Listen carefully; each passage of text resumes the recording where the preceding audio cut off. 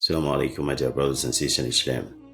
Imagine standing before Allah on the day of judgment and He asks you, Ya Ibadi, what have you done with the gift that I gave you? Your knowledge, your time, your strength, your wealth. What did you offer back to Him?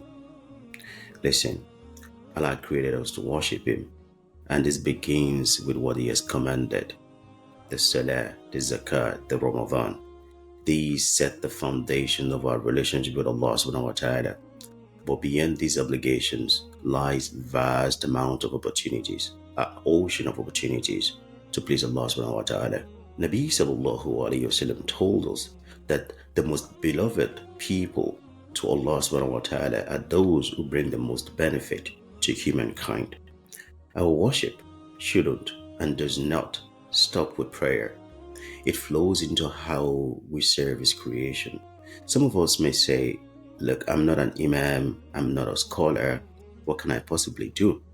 But Allah never asked for what you don't have. He's only asking for what you can give. I mean, it's not the job of everyone to hold microphone, but you have knowledge, share it. Share your skills, empower people. If you have wealth, spend it in the cause of Allah subhanahu wa ta'ala.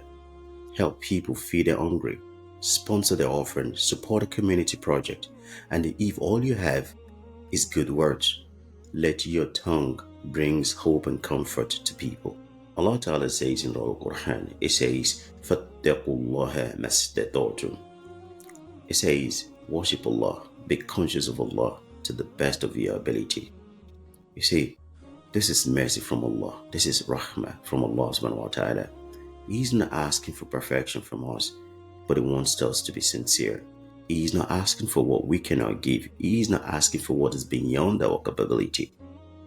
So I say to you, my dear brothers and sisters in Islam, serve Allah with what is easy for you. Think of our history as Muslims, the history of Islam. Remember Abu Bakr as-Siddiq, may Allah be pleased with him.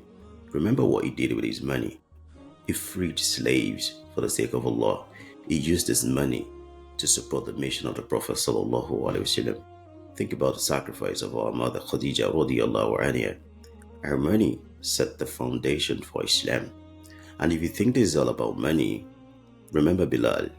He had none, but his strength and the faith, his unwavering faith in Allah subhanahu wa ta'ala, even in the face of death, inspired generations after his death.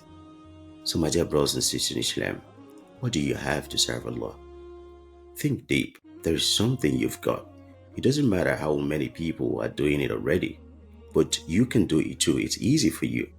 Serve Allah with it. Just serve Allah with what's easy for you. Are you an artist? Use your craft to remind people of Allah subhanahu wa ta'ala. Are you an entrepreneur? Go make a lot of money and help people. Feed the hungry. Help the widow. Pay people school fees. Do what you can. Remember the ayah of the Quran that says, we are not created except to worship Allah. This is worship as well. Imagine we are all sitting down in masjid and just reading the Quran. What's going to be the faith of the ummah? So you see, your obligations, the salah, the zakat, is the foundation. They are non-negotiables. But after the masjid, after those rituals, being useful to people is the worship that's going to save us on the day we stand in front of Allah. So begin today.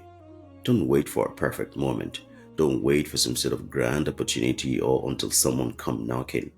Go teach or help people in ways that are easy for you. The smallest act of sincerity can weigh heavily on the scale of good deeds.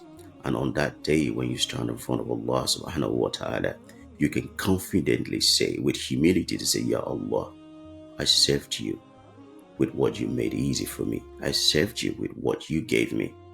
And that's all that it takes to serve Allah because of Allah.